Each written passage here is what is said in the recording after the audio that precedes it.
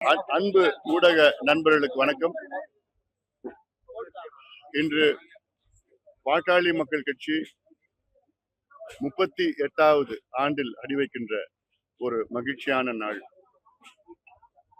38 ஆண்டுகளுக்கு முன்பு மருத்துவர் ஐயா அவர்களால் தொடங்கப்பட்ட கட்சி சமூக நீதி, மது ஒழிப்பு, அனைவருக்கும் தரமான இலவச கல்வி, இலவச மருத்துவம், வேலைவாய்ப்பு, சுற்றுச்சூழல் பாதுகாப்பு, நீர் மேலாண்மை, வேளாண் பிரச்சனைகளுக்கு தீர்வு, அனைத்து விளை பொருட்களுக்கு விலை நிர்ணயம் உட்பட தமிழ்நாட்டின் சமூக நீதி, இடஒதுக்கீடு பிரச்சனைகளுக்காக தொடங்கப்பட்ட கட்சி பாட்டாளி மக்கள் கட்சி. இன்று தமிழ்நாடு வரலாற்றிலே பாட்டாளி மக்கள் கட்சியை விட்டுவிட்டு தமிழ்நாட்டினுடைய வரலாற்றை எழுத முடியாது. அந்த அளவுக்கு பாட்டாளி மக்கள் கட்சியினுடைய பங்களிப்பு மிகப்பெரிய பங்களிப்பு. ஆட்சி அதிகாரம் இல்லாமலே இவ்வளோ நன்மைகள் தமிழ்நாட்டிற்கு நாங்கள் செய்து வருகின்றோம், இனியும் நாங்கள் செய்வோம். அந்த வகையில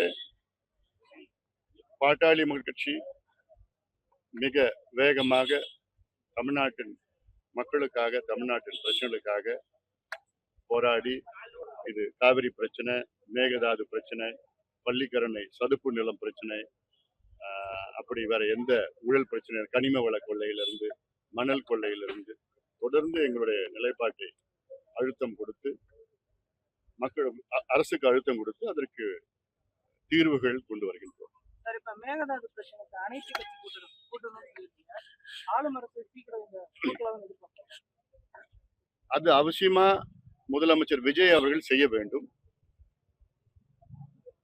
நம்முடைய தமிழக சட்டமன்றத்தில் உள்ள இந்த பட்ஜெட் கூட்டத்தொடருக்கு முன்பாகவே இதை செயல்படுத்த வேண்டும். காரணம், கர்நாடக அரசு இந்த மேகதாது அணை கட்டுவதற்காக வேகமாக அவர்கள் காய்களை நகர்த்திக் கொண்டிருக்கின்றார்கள்.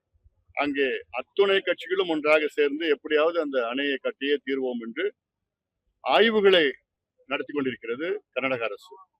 ஆனால் நாம் இன்னும் ஒரு அனைத்து கட்சி கூட்டத்தை கூட நாம் கூட்டவில்லை. சட்டமன்றத்தில் தீர்மானம் கொண்டு வந்தோம், அது போதுமானதில்லை. சட்ட போராட்டம், அரசியல் போராட்டம், அழுத்தங்கள் கொடுக்க வேண்டும். அதற்கு அத்துணை கட்சி தலைவர்களும் அத்தனை சட்டமன்ற நாடாளுமன்ற உறுப்பினர்களை டெல்லிக்கு அழைத்து சென்று பிரதமர் அவர்களை சந்தித்து, நீர்வளத்துறை அமைச்சரை சந்தித்து ஒரு பக்கம் அரசியல் அழுத்தம் கொடுக்க வேண்டும், மற்றொரு பக்கம் பல்வேறு வகையான வழக்குகளை போட வேண்டும்.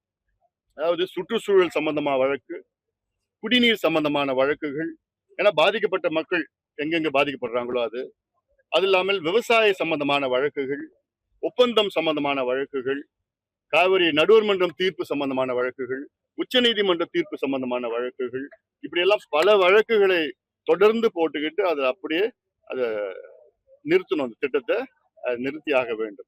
மேகதாது விவகாரத்திலேயே ரொம்ப தீவிரமா இருக்காங்க கர்நாடகா. நீங்க சொன்ன மாதிரி எல்லாரும் சந்திக்கிறதா இருக்கட்டும், அனைத்து கட்சிகளும் சேர்றதா இருக்கட்டும், அரசு ஒரு கடிதம் எழுதுறதோட சட்டமன்றத்தில் தீர்மானம் கடந்த காலங்களையும் அதே பேட்டர்ன் தான் ஃபாலோ பண்ணப்பட்டு தீர்மானம் போடுறதா இருக்கட்டும், ஒரு கடிதம் எழுதுவதாக இருக்கட்டும், இந்த அரசும் தொடர்ந்து இது பண்றப்போ ஒரு மெத்தடிக்காக அவங்க அதை ஒரு சுணக்கம் ஏற்படுதா, இல்ல அவங்க தீவிரமா இல்லையா மேகதாது அணை கட்டுறதுல எதிர்ப்பு தெரிவிக்கிறது? அமைச்சர்கள் யாரும் சந்திக்கலன்னு அதுதான் இப்ப செய்யணும். தமிழ்நாட்டோட முதன்மை பிரச்சனை இந்த மேகதாது அணையை கட்டக்கூடாது, கர்நாடகா கட்டக்கூடாது. ஏன்னா கர்நாடகா அவர்கள் அந்த அணையை கட்டிவிட்டால் நம்மளால எதுவும் செய்ய முடியாது. கட்டிவிட்டால் மட்டும் இல்ல, அடிக்கல் நாட்டினா போதும், நம்ம தடுக்க முடியாது. ஏன்னா கடந்த கால அனுபவத்துல நம்ம பார்த்துருக்கிறோம். நம்ம அனுமதி இல்லாமல் ஹேமாவதி, ஆரங்கி, கபினி இந்த 3 அணைகள் 1970, 71, 72ல கட்டிட்டாங்க, அனுமதியே இல்லை. இப்பயும் அதே மாதிரி ஒரு முயற்சி செஞ்சுட்டு இருக்கிறாங்க. எப்படியாவது நம்ம அடிக்கல் நாட்டுறோம், கட்டுவோம். ஏன்னா மத்திய அரசு கர்நாடகா அரசை தான் ஆதரிக்கும். மத்தியில் இருக்கிற பிஜேபி கர்நாடகாவை தான் ஆதரிக்கும். ஏன்னா அவங்க வருகின்ற தேர்தல் 2028ல கர்நாடகாவில் தேர்தல் இருக்கு. அந்த தேர்தலில் பிஜேபி அவங்க அடுத்தது ஆட்சிக்கு வரணும்னு மத்தியில் இருக்கின்ற பிஜேபி அரசுக்கு எண்ணம். அதனால மேகதாது அவங்க எதிர்க்க மாட்டாங்க. அதை நம்ம புரிஞ்சுக்கணும். அது காங்கிரஸும் எதிர்க்காது, பிஜேபியும் எதிர்க்காது.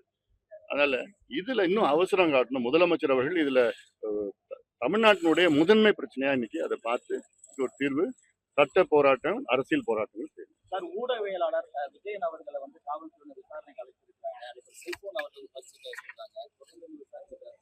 எனக்கு அதை பத்தி தெரியல. தெரிஞ்சுதான் நான் கருத்து சார் இப்ப சொல்றேன். பாமக எனக்கு நீங்க சொன்னப்பதான் எனக்கு தெரியும் சார். சார் பாமக முன்னாள் எம்எல்ஏ அருள் வந்து சாக்கடை அப்படின்னு விமர்சிச்சிருக்கீங்க. உங்க அப்பா கூட சேர்ந்துதான் நாங்க இப்ப வந்து சாக்கடையா மாறிட்டோமா அப்படின்னு சொல்லிட்டு உங்களை தலைவரா நாங்க ஏற்றுக்கொள்ள மாட்டோம்னு சொல்லிட்டு கடுமையான விமர்சனம் வச்சிருக்காரு.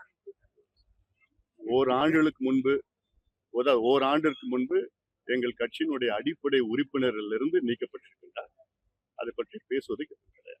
அதே போன்று 38வது ஆண்டு தொடக்கம் கடந்த ஒரு வருடமாக பாமக நடைபெற்ற உட்கட்சி பிரச்சனைகளாக இருக்கட்டும், தொண்டர்கள் மத்தியில இருவேறு அணிகளா பிரிஞ்சிருந்தாங்க, இருவேறு இதா செயல்பட்டுக்கிட்டு இருந்தாங்க பாமக நிறுவனர் தலைவர்களையும் தலைவர் தலைவர்களையும். இப்ப ஒன்றிணைந்துட்டீங்க, இனிமேங்கிற அந்த பிரச்சனைகள் எல்லாம் சேரப்படுமா? பிரிந்து அவங்க ஐயா செய்து இயங்குனவங்களுக்கு வந்து பொறுப்புகள் வழங்கப்படுமா? அவங்க எந்த மாதிரியான அரசியல் எதிர்காலத்தை நோக்கி இருக்க போறாங்க பாமக? இது எங்க உட்கட்சி பிரச்சனை. இது எங்களுக்குள்ள நாங்க பேசி தீர்வு கொண்டு வருவோம்.